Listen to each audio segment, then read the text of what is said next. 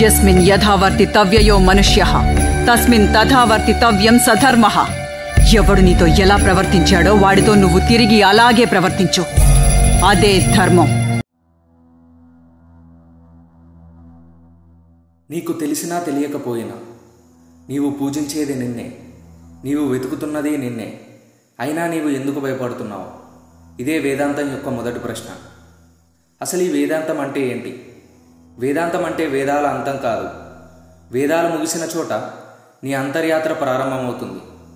వేదాంతం చెబుతుంది మోక్షం అనేది దేవుని అనుగ్రహంతో కాదు, జ్ఞానంతో సాధ్యమవుతుందని. దీని సారాంశం ఏంటంటే నీ స్వరూపాన్ని తెలుసుకో. నీవు శరీరం కాదని, నీవే ఈ బ్రహ్మమని. ఇక రెండవది అద్వైతం. అద్వైతం అంటే భ్రమ. ఆది శంకరాచార్యులు చెప్పినట్టు బ్రహ్మ సత్యం జగత్మిథ్య, జీవో బ్రహ్మయో నాపరః. బ్రహ్మమే సత్యం. ఈ ప్రపంచం ఒక భ్రమ. జీవుడు బ్రహ్మమే, వేరొకటి కాదు. మొదట వినగానే అనిపిస్తుంది ఏంటి ఈ ప్రపంచమంతా అసత్యమా అని. ఫర్ ఎగ్జాంపుల్, రాత్రివేళలో నీకు ఒక పాము కనిపించింది. భయంతో నువ్వు వెనక్కి తగ్గావు. కానీ ఉదయం వెలుగులో చూస్తే అది ఒక తాడు. ఈ భ్రమలో నీ భయం నిజమే, కానీ దాని ఆధారం అసత్యం. అదే జగత్మిథ్య అనే సూత్రం. ఇక మూడవది నీవు ఎవరు. ఈ ప్రశ్నే నీ జీవితాన్ని మారుస్తుంది. వేదాంతం నీకు వేసే మొదటి ప్రశ్న. నీవు నిన్ను ఎక్కడ చూసావు? నీ శరీరం నీదేనా? కాదు, అది ప్రతి సంవత్సరం మారుతుంది. నీ మనసంటే నీవా? కాదు, అది ప్రతి క్షణం మారుతుంది. అయితే నీవు ఎవరు? నీవు చూడగలిగేది కాదు, చూసేవాడివి. నీవు తలుపు కాదు, తలుపు వెనుక ఉన్న వెలుగువి. ఇక నాలుగవది బ్రహ్మం అనే శక్తి అంటే ఏంటి?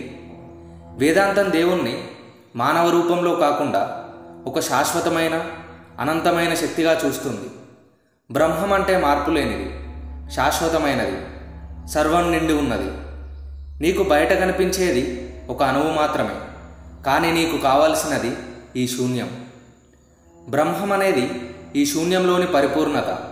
అర్థం కాకపోతే ఇలా ఊహించు.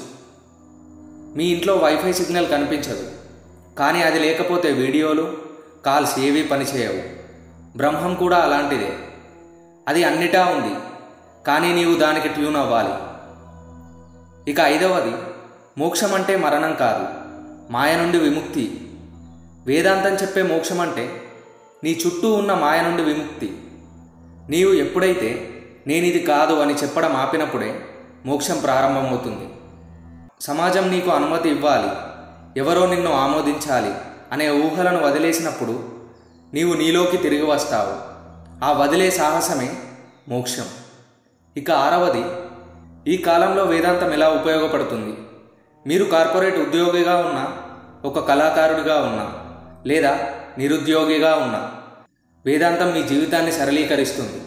ఎందుకంటే అది చెప్పేది ఒక్కటే, జీవితం నిన్ను ఇబ్బంది పెట్టడం లేదు, నీ ఊహలే నిన్ను ఇబ్బంది పెడుతున్నాయి. ఎప్పుడైనా బాధలో ఉన్నప్పుడు ఒకసారి ఈ ప్రశ్న వేసుకో. ఈ బాధను చూస్తున్నా నేను ఎవరు? ఈ సమాధానం నీకు అర్థమైతే నీవే ఈ వేదాంతాన్ని గ్రహించిన వాడివి. ఇక చివరిది, భగవద్గీతలో మీకు నచ్చే కోటేది. మా ఫలం ఆలస్యంగా వస్తుందని కాదు, ఇది కర్మను చేయు, ఫలితాలను ఆశించకు. కానీ దీని వెనుక లోతైన అర్థం ఉంది. వేదాంతం చెబుతుంది నీవు చేసే కర్మ నీ స్వభావం వల్లే జరుగుతుంది, దాన్ని యుద్ధంలా భావించకు. నీవు నీ స్వరూపంలో ఉన్నప్పుడే ఫలితాలు సహజంగా అద్భుతంగా మారతాయి. నీవు డ్రామా నడిపినప్పుడు కాదు, నీవే నటుడు, దర్శకుడు, ప్రేక్షకుడు అయినప్పుడు అది సాధ్యమవుతుంది. ఇదే వేదాంతం. అది నీ చుట్టూ లేదు, అది నీలోనే ఉంది. నీవు గెలవాలంటే నీవు ఎవరో తెలుసుకో. నీవు నీ పేరు కాదు, నీ స్వరూపం.